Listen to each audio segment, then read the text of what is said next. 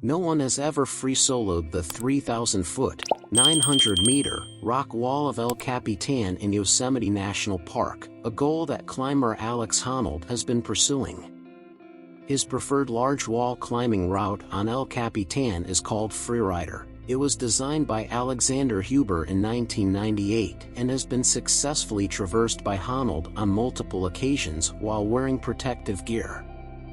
Freerider has a difficulty rating of 5.13A, 7C+, and no climber in rock climbing history has ever finished a big wall free solo at that level.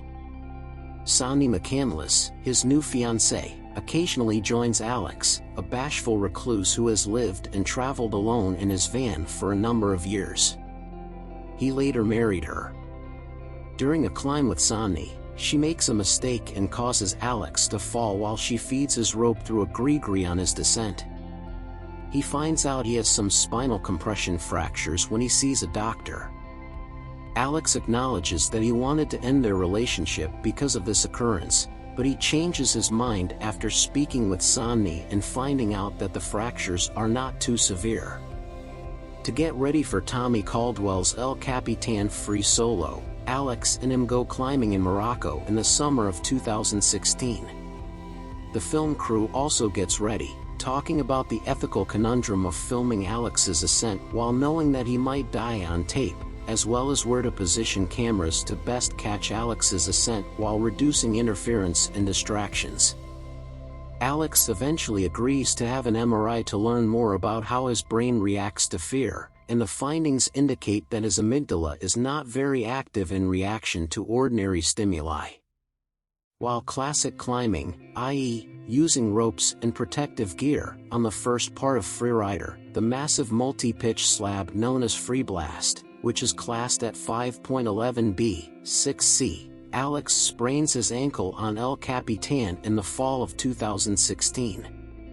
He only takes a short vacation from climbing and gets back to his preparations when his foot is still swollen since he doesn't want to miss the opportunity to complete the free climb that year.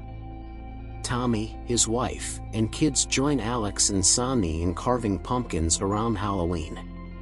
In an interview, Alex claims that because his father was incapable of establishing emotional ties, his family did not embrace and the word love was not spoken in his home.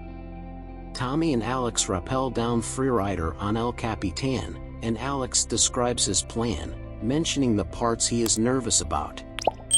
He has two alternate routes in one section, which he refers to as the boulder problem, a particularly complex stretch of the wall that must be completed with a leap or a wide karate kick stance, and the Teflon corner, an interior right-angled section with a smooth slippery surface. Alex acknowledges that he does not want his buddies to see his death in the event that he falls while free soloing, and both Sandy and the team recommend scrapping the idea.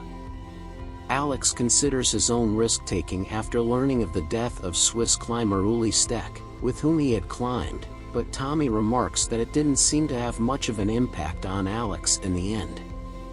When he ultimately makes the decision to attempt freeing solo El Capitan, Alex leaves after Freeblast's slab portion, and director Jimmy Chin fears that Alex is being unduly pressured by the shooting. Alex and Sandy purchase a home in Las Vegas when he abandons his intention to free solo El Capitan that season. Alex then makes another attempt at a free solo climb of Freerider on June 3, 2017. In an interview, Sandy expresses her concerns and departs shortly before he begins. As Alex navigates each of the most challenging sections of the ascent, the video crew waits anxiously.